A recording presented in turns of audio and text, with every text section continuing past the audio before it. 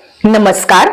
तेज वार्ता न्यूज मध्ये आपल्या सगळ्या दर्शकांचे अगदी मनापासून स्वागत.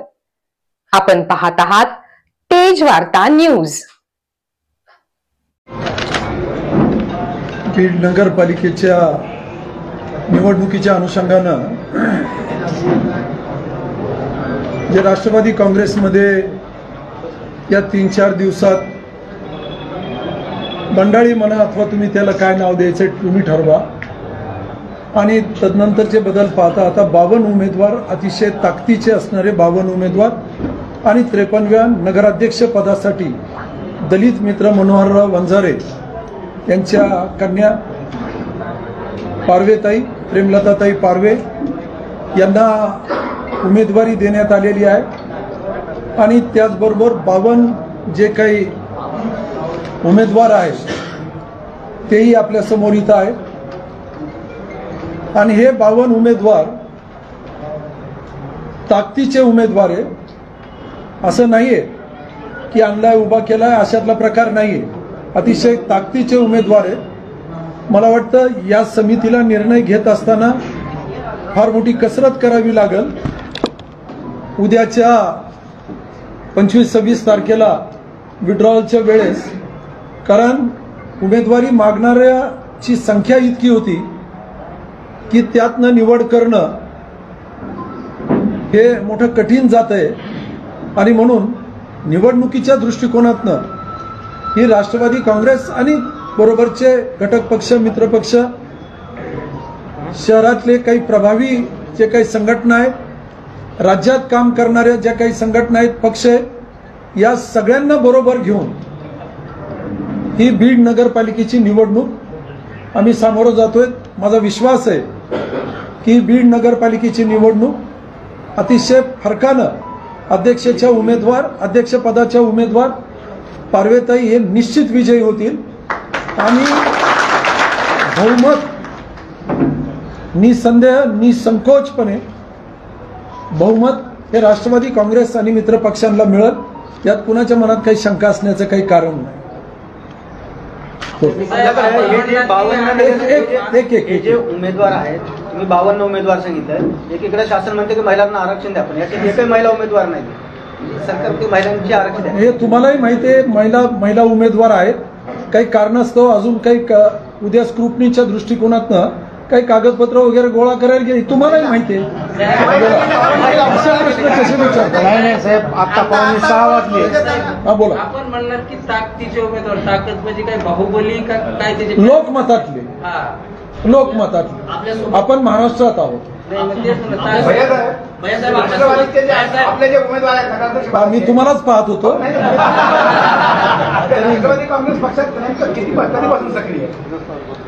तुमच्याकडे नोंद नसेल, कदाचित पहिल्यापासून आहे.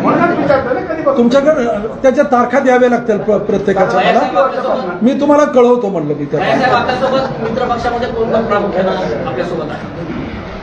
शिवसेना शिंदे गट आहे, अनिल जगताप इथं आहेत, ते शिवसंग्रामचे अप्पा कोलंगडे आहेत इथं तुमच्या समोर आहेत.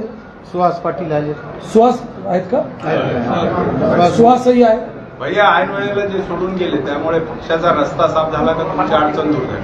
मला वाटतं ही उपस्थिती तुमच्या प्रश्नाचं उत्तर देऊन जाईल. तुम्हाला रस्ता येताना साफ वाटला का अडचण आली वर येताना, हे तुम्ही सांगू शकाल? मित्र पक्षांना यथावकाश ती यादी तुमच्याकडे देतोय.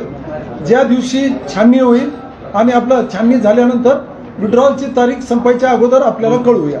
अजूनही चर्चेत आहेत काही. हा, कारण 52 तुम्ही आहे थोडे उपस्थितीत असं म्हणतात, त्या काहीतरी फॉर्म्युला ठरवून ते अर्ज भरले गेले असतील असं नाही, अजूनही चर्चेत आहोत. मी म्हटलं तुम्हाला की 3-4 दिवसात हे सगळं काही उभा करण्याची ही वेळ आली होती. आणि म्हणून अजूनही काही चर्चेत आहे की कुणाला ही जागा पाहिजे, कुणाला ती नकोय, हे चर्चेत आहेत. राष्ट्रवादीनं स्वबळाचा नारा दिला होता बीड पालिकेसाठी.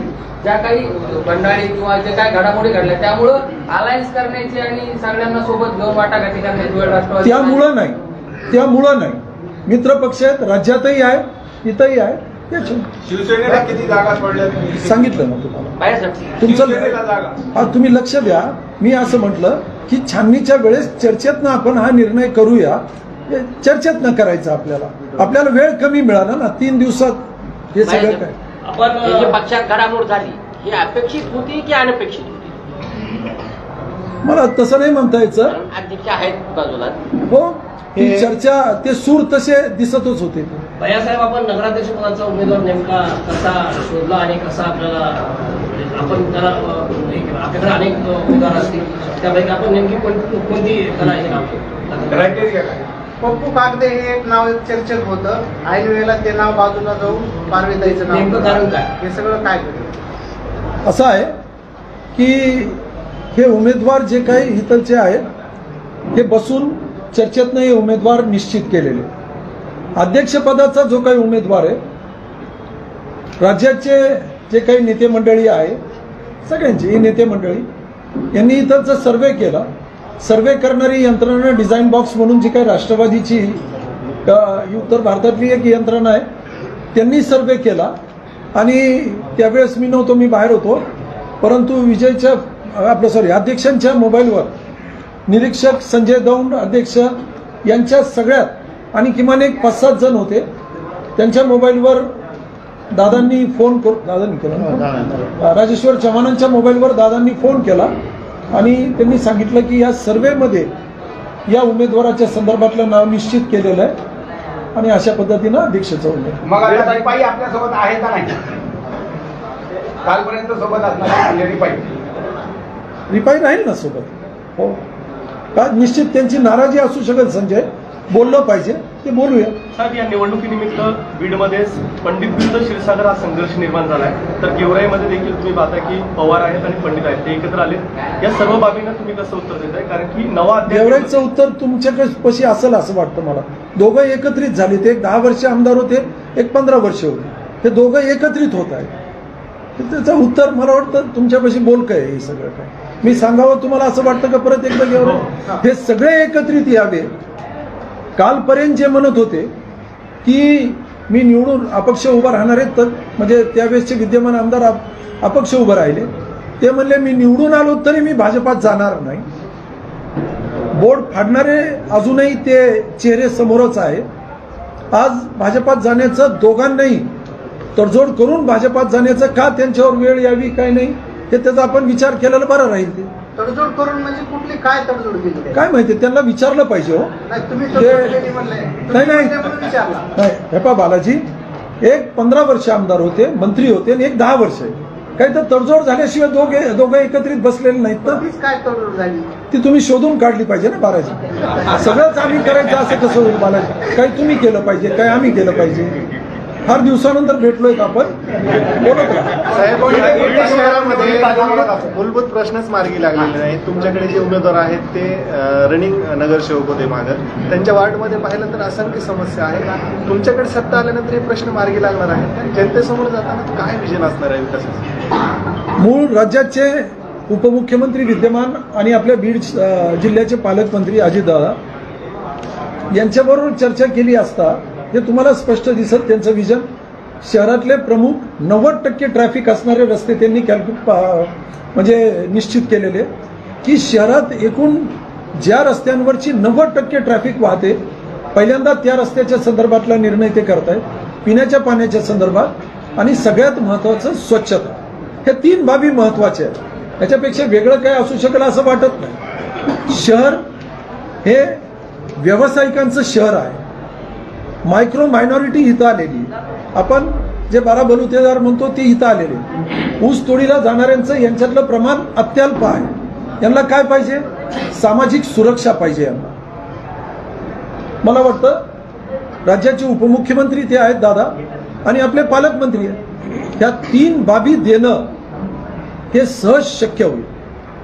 स्वच्छता, पिण्याचं पाणी, रस्ते आणि सामाजिक सुरक्षा. व्यावसायिकांना काय पाहिजे? त्यांना संधी पाहिजे, एक सामाजिक सुरक्षा पाहिजे. लहान लहान समाज आहे संख्येनं आणि या समाजाला सुरक्षा देण्याचं काम तर आहेच आहे प्रशासनाचं. तेवढं काम निश्चित करतं. फार माझं संपलं, फार मोठा एजेंडा घेऊन आपण चालत नाही आणि जरूर हे कामं करायचे. आता हे का नाही झाले म्हणून आपण जे काही विचारत होतो ते दुसऱ्या प्रेसला आपण विचारलं पाहिजे.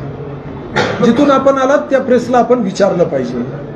आणि आपण, मला खात्री आहे तुम्ही विचारताल म्हणून, कारण एरवी मी तुमच्या सोशल मीडियामध्ये पाहतो सगळ्याच बाबी तपासून घ्याव्यात असं माझं मत आहे. बोला साहेब, माझाच एक प्रश्न आहे. पंडित आणि क्षीरसागर असा संघर्ष बीडमध्ये इकडं लक्ष द्या, ते काय म्हणतात लक्ष द्या. तुम्ही उत्तर दिलं पाहिजे असं मला वाटतंय.